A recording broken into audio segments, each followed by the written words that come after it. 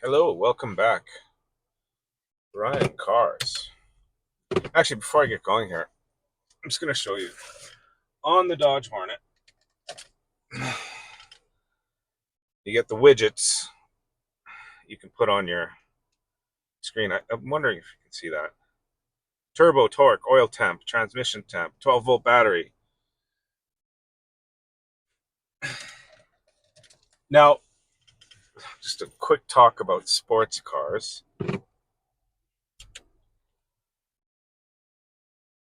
I had a 1979 Pontiac Firebird, Trans Am Firebird. It was the one before Smokey and the Bandit model with the molded headlamps in it.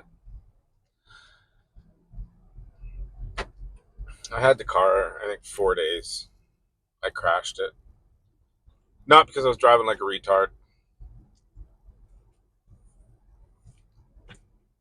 It had rained the night before. I had it out, actually. I took my buddies. We all went for a ride in it. It's a cool old car, sort of thing. We went and bombed around in it on a Saturday.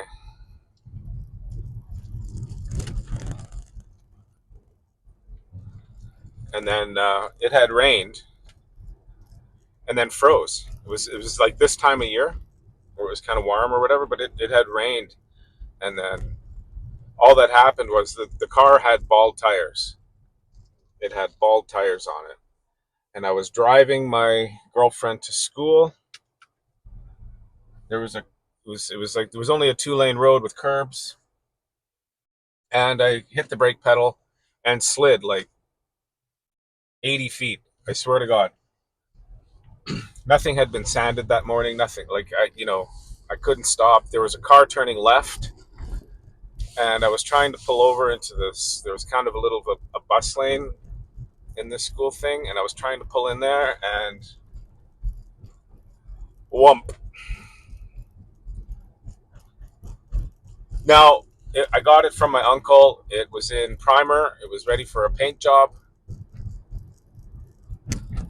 Yeah, and I smashed the front end of it. And what I found is that you can't find parts for them.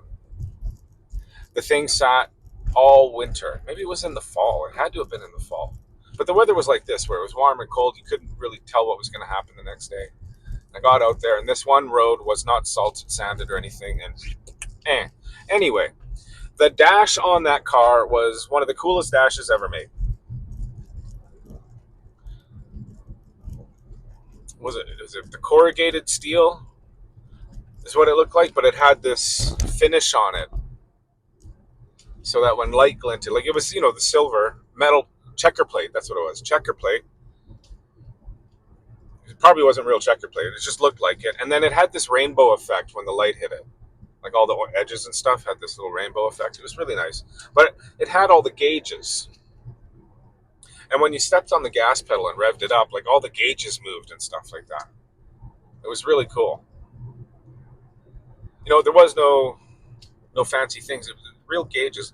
Things like here we got oil temperature, which doesn't move. It doesn't tell you anything the car is doing right now, other than, oh, it's slowly heating up. Same thing, transmission temperature. You know, I think on long drives or something, you can see those gauges and go, oh, something's wrong. If they're too high. 12-volt battery. Okay, it's got battery, but it's using battery to tell me it's got battery power. The turbo is kind of neat. Torque is kind of neat on the Hornet here. I got one widget that has torque and turbo, and the other widget is the oil temperature, transmission temperature, 12-volt battery. But none of those actually tell me anything about the car, what's going on with the car. Whereas in that, and I've seen that on other sports cars that have all the gauges where they all move, and you'll see it in cars that want to show you they're speedy. They'll have extra gauges installed on them in places, right? And that's things like your oil pressure, stuff that you need to know. I just think I don't know. It's gauges to make you feel like it's a sports car, I guess. And then, but I don't know. It's for people who think they want, who want to be sporty but actually aren't. I guess it's kind of like fake gauges. I mean, they are fake gauges. They're digital, right? Just like the speedo and the tack in here. But yeah, it was something that I was thinking about a few times.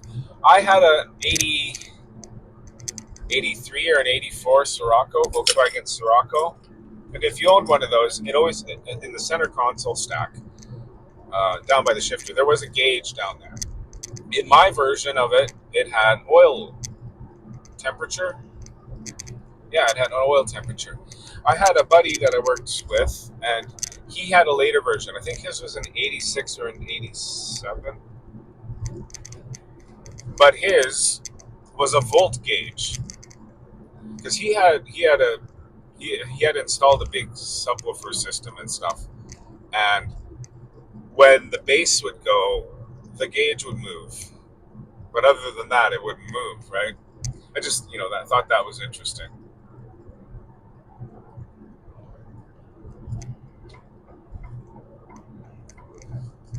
What do you think about, sports cars, like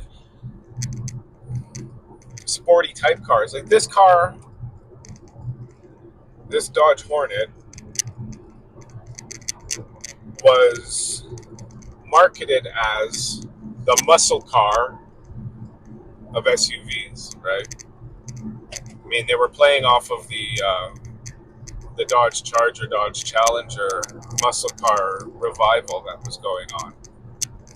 And nobody bought it because it's got a tiny little 2 liter in it. It is sportier and probably more powerful than SUVs, little SUVs that are out there. Absolutely. This thing is fun to drive, but I don't know if it's real. Did the Hellcats and stuff, do they come with special gauges? For you to be able to not necessarily do laps, but to do quarter miles and stuff where you can see all your pressures and everything. Because I don't know, I've never really sat in one. I've only ever looked inside and said, "Oh my goodness, look at the interior." You're paying $110,000 for that. I don't know. Anywho, this is my little rambling for today. Thanks you for tuning in. Leave something in the comments. The gauges are screens now, and they don't do anything exciting. They don't. Even little old British sports cars would have oil pressure, temperature, gauges and stuff that would zip around and move and do things when you stepped on a gas pedal. You know what I mean? Anywho, yeah. Like, subscribe. I'll see you in the next one. All right.